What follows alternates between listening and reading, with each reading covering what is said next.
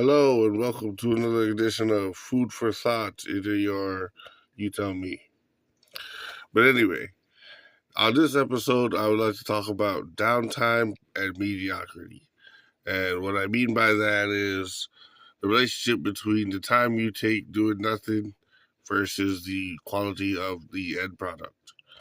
So, that being said, this is what I'd like you to know.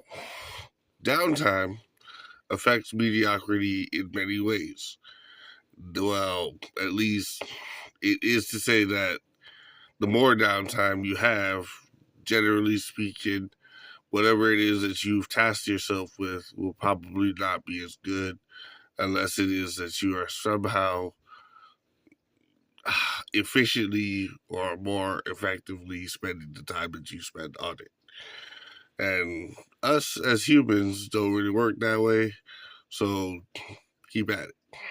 But anyway, this is what I like to say. So, if you understand that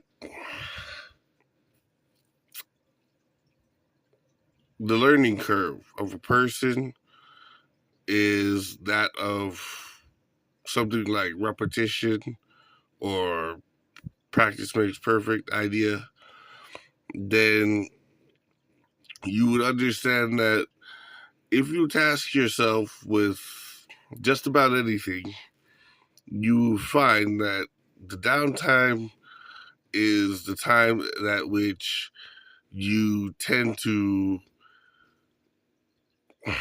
how do you say, lose a grip on what it is that you're trying to accomplish. So I know that seems obvious, but hear me out for a second. If it is that you plan to become a singer, let's say, and you don't spend much time singing, but you write a lot of lyrics, that could be detrimental possibly, or it could be a good thing.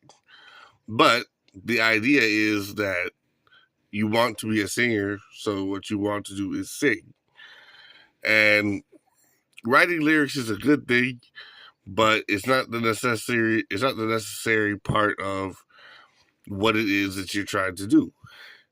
And if it is that you want to be a singer or vocalist, you should exercise your singing and make sure that you maintain a certain level of confidence within that. Now, to say that you want to spend all your time doing that is perhaps not the right idea either, because singing is more than just making beautiful noises. But it is that the more downtime you have involved in the practice of the overall whole, or the parts of the whole, if you will, it is that the more lackluster or tasteless the end product will be, generally speaking. Unless you like to be one of those people that nowadays relies on technology for everything, which is potentially a good thing. Not gonna lie, it's potentially a good thing. But it is that it's not who you are or what you're capable of. So just bear in mind that downtime is not the best thing for pretty much everything, except unless you're trying to actually recover from something. So basically what this video is about is I'm telling you to, if you're going to hit something, hit it hard. Because in this world, let me tell you something about life. Life is a visceral thing.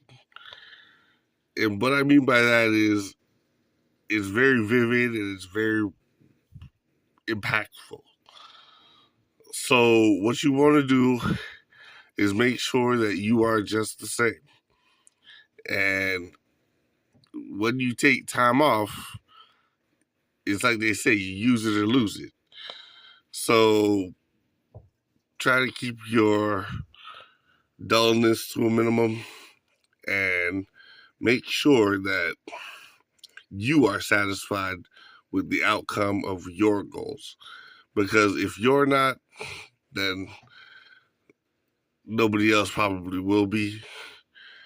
And depending on who you are, that could potentially be a make or break situation for a lot of people, especially if it's in terms of a career or some sort of life goal of yours. So let me just remind you, downtime and mediocrity go hand in hand.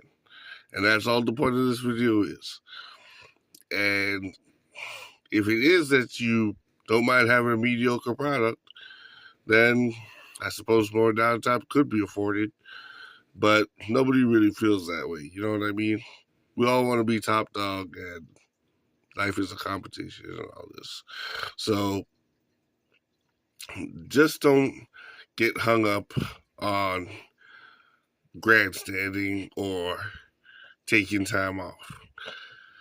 Make sure you have a clean and concise battle plan before you head out there, and make the most of it.